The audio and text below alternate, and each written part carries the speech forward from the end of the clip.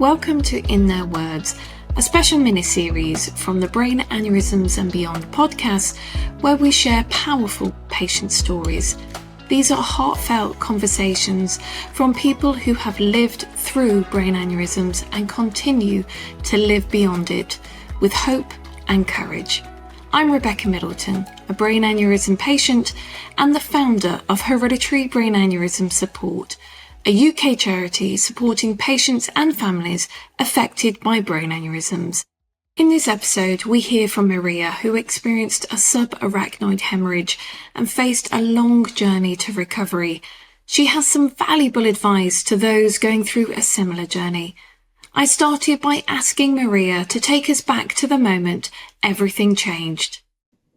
My brain aneurysm happened out of the blue. I drove home on the motorway, managed to get on my drive, and then everything else had been pieced together. My husband come home 10 minutes later, found me slumped in my car, and he said I was talking like I was drunk. So he took me in the house. I said I felt sick. So he got me a bowl and I said I wanted to go to the toilet. So he walked me upstairs. He stood behind me. He said, I managed to walk up. He said, you went on the toilet. He said, and a minute later, he went, you collapsed unconscious on the floor. So you were then taken to hospital, and then what do you remember of that? What do you remember of your treatment? Nothing. I was unconscious. What my family have told me. So I was rushed to, the ambulance come within 15 minutes when they given me symptoms over the phone. Northwest Ambulance Service were fantastic. They come to me and they took me to Oldham Royal first. And then Salford said that because it was a grade 4 subarachnoid haemorrhage that I wouldn't survive. So anyway, Salford then changed their mind and took me.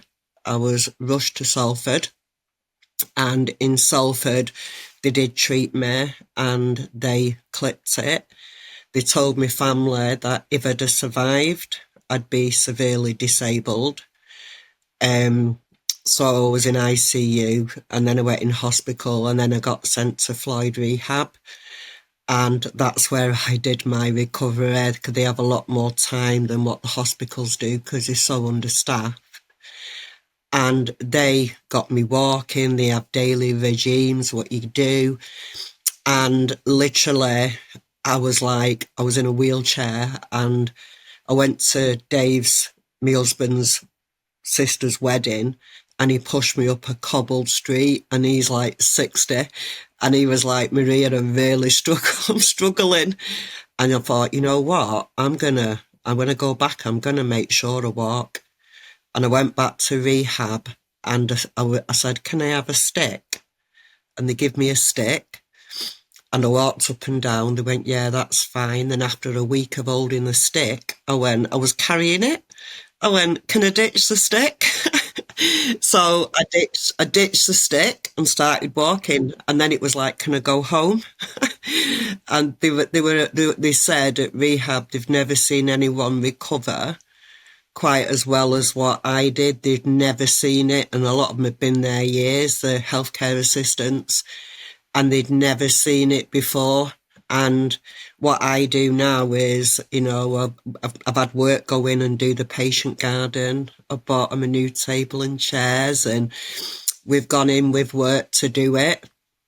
And I did the volunteering courses with the NHS. So if I want, I can actually go and do stuff. And I go in, and when I do go in, I talk to patients to give them inspiration, tell them how to learn to drive again and what the OT in the community can do.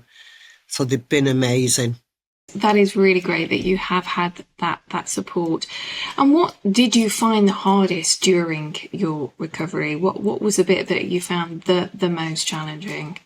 So there's two things. One of them is coming to terms with what happened and people piecing things together. And the second one was relearning to walk. I mean, I was lucky, but if you have determination, that's key. It's all about the individual and how much effort they want to put into their recovery. And that's what I did. I just wanted to put as much effort in it as I can, so to see how I got on. And how did your family support you through this? Because they've been with you every step of the way, haven't they? Yeah. So when it all happened, my family, they all rallied round. I've got 2 dogs. One's diabetic, that has to have regular insulin twice a day. So family were coming round to my house and sorting me animals out. And then, so my husband could spend the time with me. Some of the family were on holiday and flew home to see me because they couldn't believe what had gone on. My friend who saw me coming, who was in the car in front when I was travelling back, said I was laughing and joking as though nothing was wrong with me. And then I parked on the drive and that happened. But my family, they were devastated because they said if I'd have survived, because the hospital don't really know about each survivor's different, they said I'd be severely disabled. And I'm not. I've fully come back. No one had thought I'd be back at work and driving, and I am. And you've proved them wrong, because you have made a remarkable recovery. But you mentioned earlier about the psychological impact and the effect that it has on your mental health, and also of your family as well, who've kind of watched you and been by your side through the journey. How are you coming to terms with that? Because that's a journey, isn't it? Yeah. So what I'm very, I always look into everything. It's the way I make sense. So I got a copy of my 999 call. I got a subject access request to do that. My husband said it was like listening to it all over again. He just said it was so scary, but I needed that. I wanted to make sense. I do have anxiety. I've been diagnosed with PTSD. And that got found out. I was on antidepressants. I was on sertraline. And I was coming down on them. I wanted to come off them. And I was on the motorway with my friend. And I was shaking when I was driving. And she went, "Maria, what's different about you?" And I was thinking back and I went, I've come down on my meds. So I went back to my doctors and I've been put back on. They've upped it more and they said, "I think you've got a bit of PTSD. You have no control over that." So yeah, that's what they've said to me. But they have found another aneurysm at the base of my skull on the same stem. But they are monitoring that, and I don't dwell on that. I live life now. I don't dwell on the what ifs, because that just hinders your recovery. You've been saved for a reason. And, I truly believe that. So I don't stress about it. I just carry on and get on with my life. That's fantastic to hear that you're able to do that, and your family must have been a great support for you, because aneurysms also run in your family as well. Is that right, Maria? So my mum passed of an aneurysm. She had Alzheimer's, but she got took to hospital, and I was there with her when she passed, and they said it was a brain bleed that actually took her. And also my cousin on my dad's side, he had a brain aneurysm which took him. He did go to the same rehab I went to, but he never fully come back. And eventually he did pass away, and he was only like my age.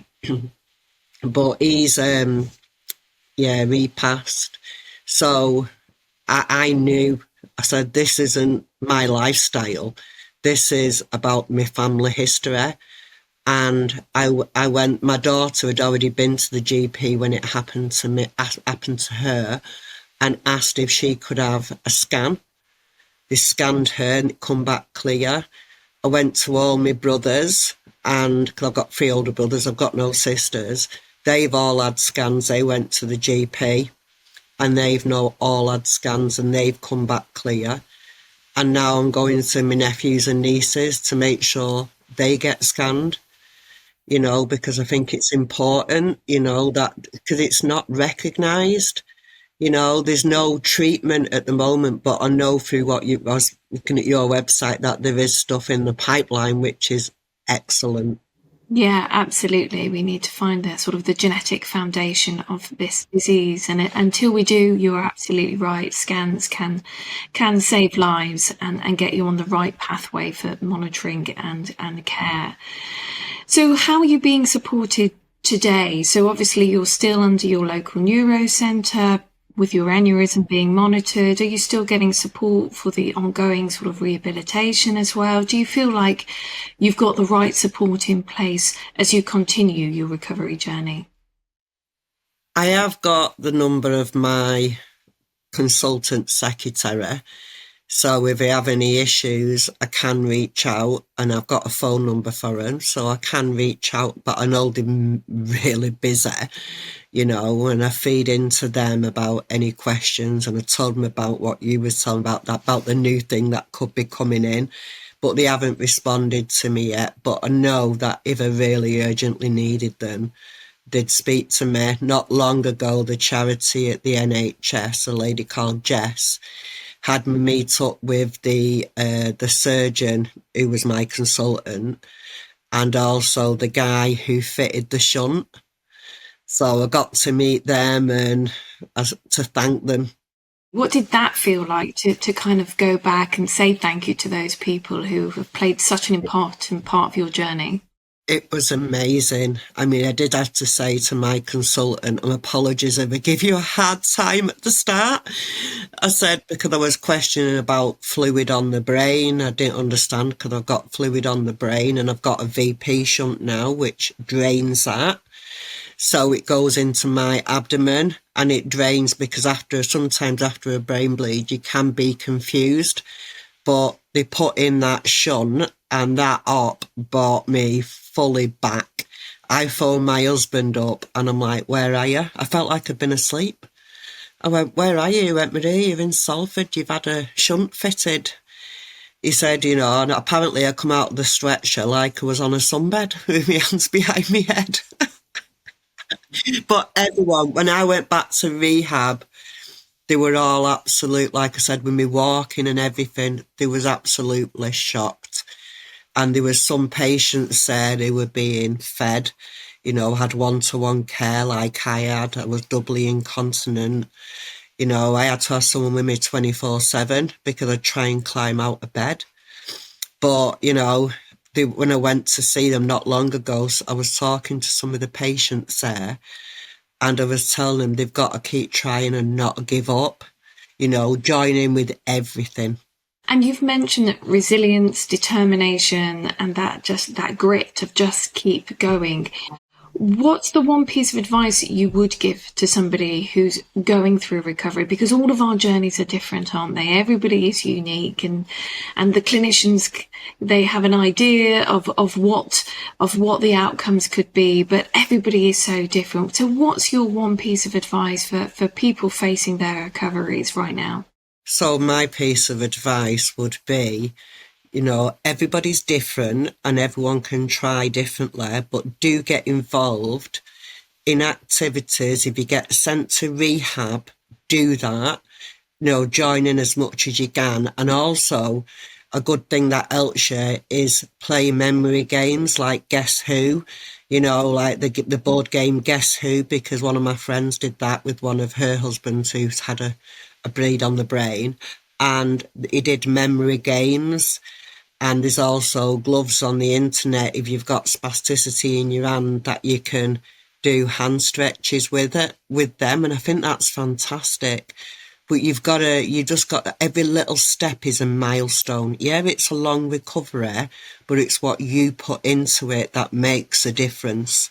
But your brain is a muscle, and if you don't use it, you lose it. So I work with figures all the time, and I question myself sometimes, but I think, no, I've got to do this. People said to me, retire. I don't want to retire. I want to keep my brain active, and that's what I do, and like I said, using your brain thinking about things, even if you're not back at work. Do puzzles, do word searches, anything to keep them pathways being rebuilt, because they will. And that positive mindset, Maria, because you have such a positive mindset, has that been important to you, to your recovery? You've got to have that mindset, Rebecca. You've got to have that. You've got to have hope. And if you're in the early stages, little milestones mean a lot. You might not think they are, but they are. You know, even if you only take a few steps. I was on parallel bars. I couldn't keep my balance at first.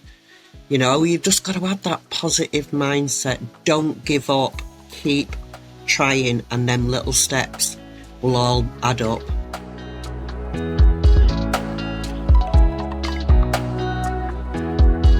Huge thanks to Maria for sharing her story with such honesty and heart. And as always, a huge thank you to our producer, Rob Burney. If you enjoyed this episode, don't forget to subscribe or leave us a review or to share it. Every listen helps us reach more people. And don't forget to follow us on Facebook, Instagram or LinkedIn. If you'd like more resources and updates and our lifestyle guide, visit us at hbasupport.org. Thank you, and until next time.